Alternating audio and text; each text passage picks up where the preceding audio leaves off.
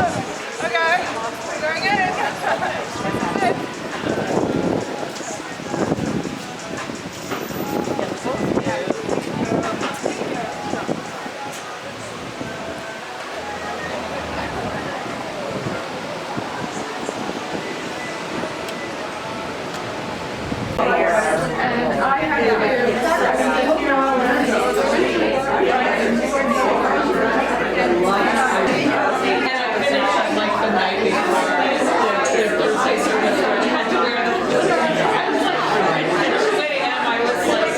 Revolution really changed everything in the world, including how we make fibers.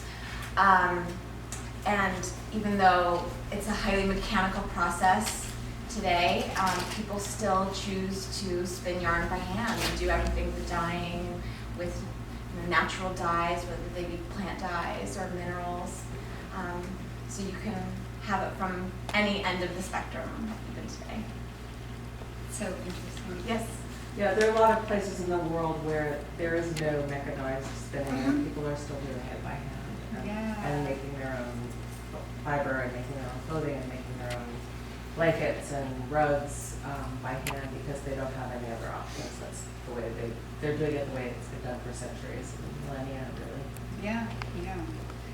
And so we're really honored to be here as speaking from the Visual Arts Center of New Jersey. Thank you, Lisa, for always inviting us in. So we have an exhibition up right now in our museums called Painted Threads, which is all about the history of kind of textile and weaving, specifically weaving, and also its reemergence into contemporary art, because it's definitely had a reemergence, as many. And so it brings up a lot of questions, and ultimately we don't want this post-film discussion to be about anything else other than your questions. And so I have a lot of questions for you as audience members. It's like, what do you get from all of that? How do you actually merge, those different worlds? And also, I don't know. I'm curious. I'm curious about your interest in a lot of the rise within contemporary art in this sort of radical feminism about using what has been just traditional feminine handicraft limited and blinkered when so-called women's work is excluded. So I think that's that's in the conversation of the rise in all of these so-called women's work, getting into the fine art world. And women traditionally, at least in the Western art world, were completely excluded from the fine arts community. And so handiwork of any sort was a way for women to express themselves creatively. It's always been a creative, artistic space for women to express themselves.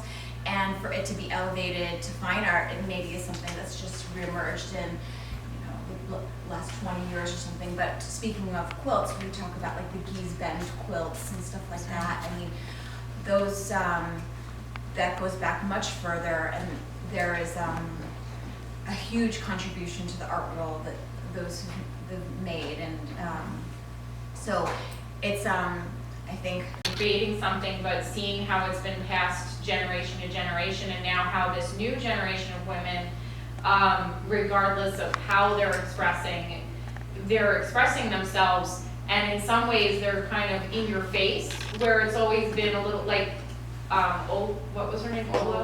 Oleg. She's very in your face, almost like you had said during the scene where she had the that piece that was in the window. Yeah. And it was that'd be something you'd say, but women never really said that and didn't express themselves that way, and she was a little more out there. And it's interesting to see how it's not just being something that we're wearing, but it's something where everybody's expressing themselves a lot more, and it's being brought out into the open in so many different ways. And then even how the other artist was actually taking her art and bringing it into other countries where there was a lot of, where their rights are limited, and being able to express it in such an appropriate way that it's a protest, but it's more of a silent protest and it's more personal. And that's really like when you're creating something, it's so personal, but at the same time, it's so out there. Like you want everyone to see it and discuss it. Absolutely, and that's a really wonderful way